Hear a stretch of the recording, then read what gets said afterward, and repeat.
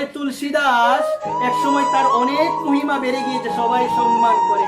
তুলসীদাস চিন্তা করলো, এত সম্মান যদি মানুষ আমারে করে তাহলে কি হবে, রাম নাম তো আমার পক্ষে আর করা হবে না। সে চিন্তা করলো একটা কিছু তো করতে হবে। তখন কি করলো, একজন নারী যে নৃত্য করে তার কাছে গেল। তার কাছে যখন গেল সে মা অবাক হয়ে গেছে। বলছেন, আপনি এসেছেন, মনে হয় আমাকে কৃপা করার জন্য এসেছেন।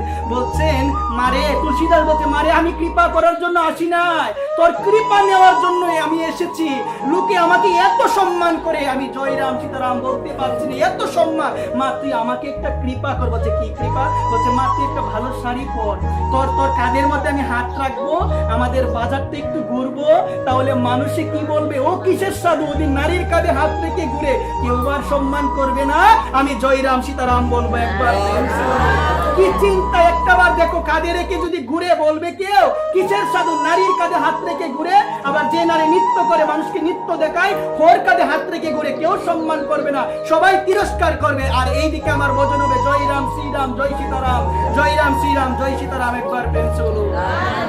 সমর্থ স্বামী ছিল রামদাসজি, তার গ্রন্থের নাম হলো দাসবোধ। ওই দাসবোধ গ্রন্থের মধ্যে তিনি বলেছেন, এই কলিযুগের মধ্যে যদি 13 কোটি বার, কত কোটি বার, 13 কোটি বার যদি কেউ রাম নাম করতে পারে, এই কলিযুগে সাক্ষাৎ সীতারামের দর্শন সে পাবে একবার। এই কারণে আমি বলি, জয় সীতারাম বলো সর্বদা, জয় সীতারাম বলো। যদি 13 কোটি বার নিষ্ঠা সহকারে করতে পারে কেউ, এই কলিযুগের মধ্যে সাক্ষাৎ কার দর্শন পাবে? রঘুনাথের দর্শন পাবে, সীতারামের দর্শন পাবে একবার। প্রেমসে বলো। দেখো মা, তারা সম্মান চাই না ভক্ত, এত সম্মান।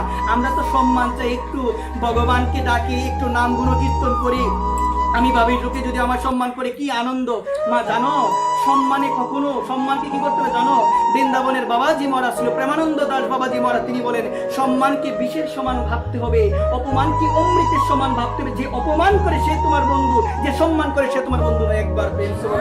এটা বুঝার বিষয়, এটা আপনি ভুল করতে পারেন। এটা আবার কি, সম্মান করবো ভালোর জন্য আবার খারাপ কেন হবো? কিন্তু এখানে তাৎপর্য হলো, এই জায়গার মধ্যে বলছেন যে তোমার অপমান করবে সে হলো বন্ধু। কেন? তার অপমানে তুমি বুঝতে পারবে এই জগতে আমার কোনো মূল্য নাই, আমার মতো নিকৃষ্ট আর কেউ নাই, আমার মতো অধম আর কেউ নাই, আমার কোনো সম্মান নাই। সেই অবস্থায় থেকে আমি সর্বদা বলবো জয় সীতারাম জয় সীতারাম জয় সীতারাম, জয় মহাবীর হনুমান, জয় মহাবীর হনুমান, জয় মহাবীর হনুমান, একবার প্রেম শুনো। বলা যায় না মা, কি বলতে হবে জানো মা? হনুমান চল্লিশের মধ্যে বলছে, কি বলছে? জয় জয় হনুমান গুরুদেব। এই জায়গা শুনো মনোযোগ সব, জয় জয় হনুমান গোসাই কৃপা করো গুরুদেব কি নাই। বলছে, হনুমানজি তুমি আমার গুরুদেবের মতো, তুমি আমাকে কৃপা করো, তুমি আমার গুরুদেবের মতো, তুমি আমাকে কৃপা করো। কি বলছে জানো? হনুমানের নাম সর্বদা জপ করলে কোনো রকম টেনশন থাকবে না, কোনো রকম কোনো দুঃখ তোমার থাকবে না, সমস্ত দুঃখ সমস্ত টেনশন তোমার দূরে চলে যাবে যদি প্রতিদিন বলতে পারো হনুমান চালিসার ওই চৌপাইটা যদি প্রতিদিন। নাশই রোগ, বলো সবাই, নাশই রোগ হরেশ পীরা জপত নিরন্তর হনুমত বীরা, নাশই রোগ হরেশ পীরা জপত নিরন্তর হনুমত বীরা, একবার প্রেম সে বলো। যদি প্রতিনিয়ত এটা তোমরা বলতে পারো, তো বলতে পারলে কি হবে?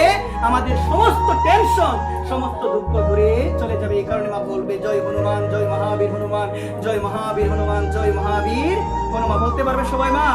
বলা যায় না মা?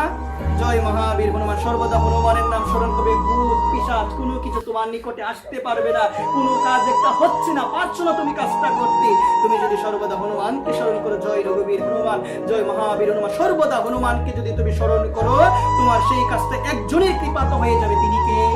তিনি হচ্ছে মহাবীর হনুমান। আওয়াজ নাই, মহাবীর হনুমান কি, মহাবীর হনুমান কি, জয় হনুমান কি, জয় হনুমান কি, জয় নিতাই গৌর হরিবল। এই জায়গা বলছে মা, জয় হনুমান জ্ঞান গুণ সাগর, জয় কপিশতি হলো উজাগর। এটা হচ্ছে হনুমান চালিসার প্রথম চৌপাই। এটার মধ্যে বলছেন জয় হনুমান, হনুমানের জয় হোক, তুমি হলে কি জ্ঞান গুণ সাগর, জ্ঞান এবং গুণের সাগর।